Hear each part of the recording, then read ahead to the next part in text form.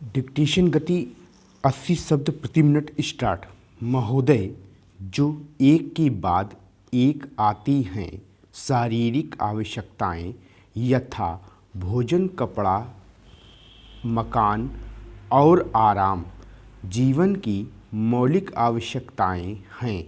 दूसरे स्तर पर आती हैं सुरक्षा और भविष्य के प्रति निश्चिंतता। इनके लिए मनुष्य भांति भांति की वस्तुओं का संग्रह करता है। फिर हैं सामाजिक आवश्यकताएं, जैसे अपने परिवार के भीतर और फिर बाहर के दूसरे लोगों से अच्छे संबंध बनाए रखने के लिए सामाजिक, आर्थिक और राजनीतिक मनोरंजनात्मक संगठन बनाना। चौथे स्तर पर हैं अहम संबंधी आवश्यकताएं, जैसे आत्मसम्मान, आत्मविश्वास और आत्मतुष्टि आदि। आत्मपरितोष अर्थात उन्नति, विकास और ख्याति प्राप्ति की क्षमताओं को साकार करना व्यक्ति की अंतिम और उच्चतम अपेक्षाएं हैं। इन आवश्यकताओं की पूर्ति के लिए मनुष्य अपने आसपास उपलब्ध पर्यावरण का दोहन करता है। जल, थल, वायु ही नहीं, पेड़ पौधे, पशु पक्षी, जीव जंतुओं तक का उपयोग करता है। सभी शक्तियों का, यहाँ तक कि सबल व्यक्ति अपने से निर्बल व्यक्तियों तक का दोहन करता है, जो शोषण की सीमा तक पहुँच जाता है।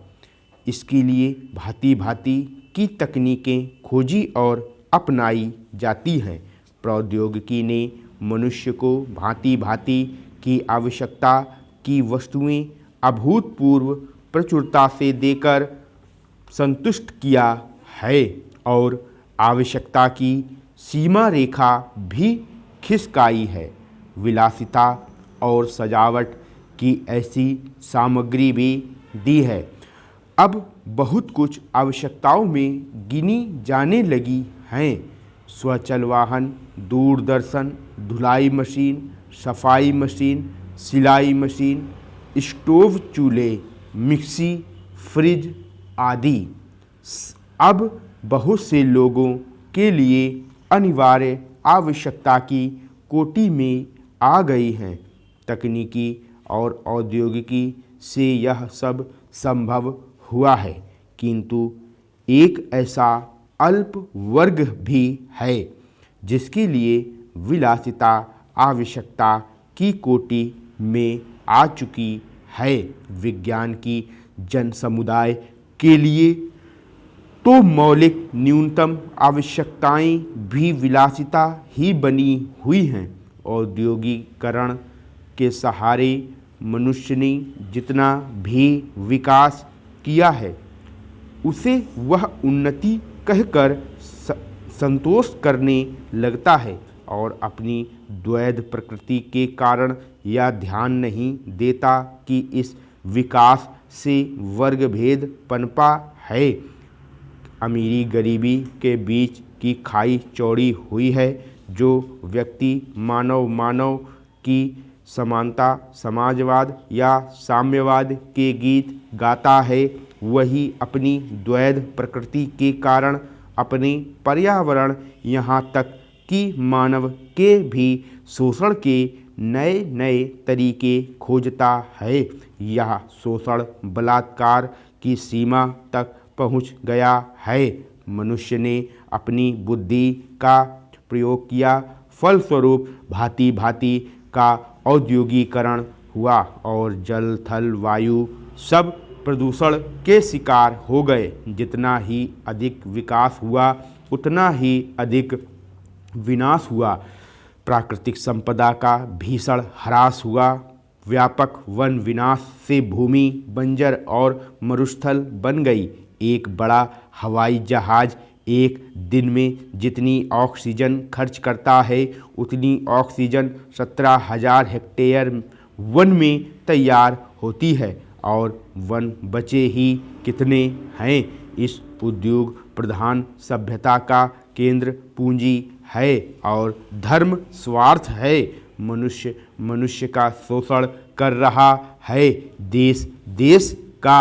आइए आज हम अपने विचारों को उस दिन तक ले जाएं जब हमने गणराज्य की घोषणा की थी।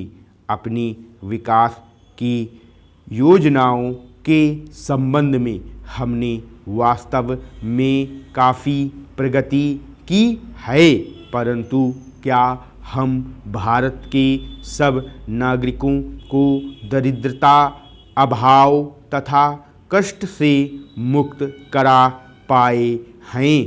प्रकृति की शक्तियों को अपने अधीन करने और जनता के कल्याण के लिए उन्हें नियंत्रण में लाने की दिशा में भी हम आगे बढ़े हैं, किंतु हम यह नहीं भूल सकते कि कुछ महीने ही हुए हमें भारत के उत्तर पूर्वी प्रदेशों में भयानक बाढ़ का सामना करना पड़ा था, जिसके कारण यातायात के साधन छिन्न भिन्न हो गए और वहाँ की जनता को भारी हानि उठानी पड़ी। निस्संदेह साक्षरता, प्रसार और रोगों के निराकरण के महत्वपूर्ण उपाय भी हमने सोचे हैं। यद्यपि अभी भी देश के बहुत से भागों में निरक्षरता और बीमारी पर्याप्त मात्रा में दिखाई देती है। जन कल्याण की योजनाओं को हम बराबर आगे बढ़ाते रहेंगे, यह हमारा दृढ़ संकल्प है। इसमें संदेह नहीं किया जा सकता। इन योजनाओं के पूरे होने के संबंध में जो प्रयास अब तक किया गया है, उससे भी हमें असंतुष्ट नहीं होना चाहिए। फिर भी जो कुछ अब तक किया जा सका है, यदि वह बहुत चमत्कारी नहीं दिखता, तो उसका कारण यह है कि अभी निर्माण कार्य जारी है और समाप्त नहीं हुआ है। राष्ट्र के निर्माण में समय की आवश्यकता होती है। आज हमारा गणराज्य दिवस है और भारत जैसे प्राचीन राष्ट्र के इतिहास में 5-7 वर्ष की अवधि एक स्वल्प काल है। आइए अब हम विगत वर्ष की घटनाओं पर नज़र डालें और यह देखें कि विकास के कार्यों और निर्माण योजनाओं की दिशा में हम कहाँ तक आगे बढ़े हैं। यदि मुझसे यह कहा जाए कि बीते वर्ष की घटनाओं का वर्णन मैं एक वाक्य में करूं, तो मैं कहना चाहूँगा कि संविधान में दिए गए निर्देशों के अनुसार हमने समस्त राष्ट्र के साधनों को ऐसे ढंग से जुटाना आरंभ कर दिया है जिससे यह स्पष्ट हो जाता है कि भारत में कल्याणकारी राज्य की स्थापना का श्री गणेश हो चुका है। पिछले वर्षों में हमने जो संकल्प और दावे किए थे, अब वे मूर्तिमान होने लगे हैं। स्टॉप।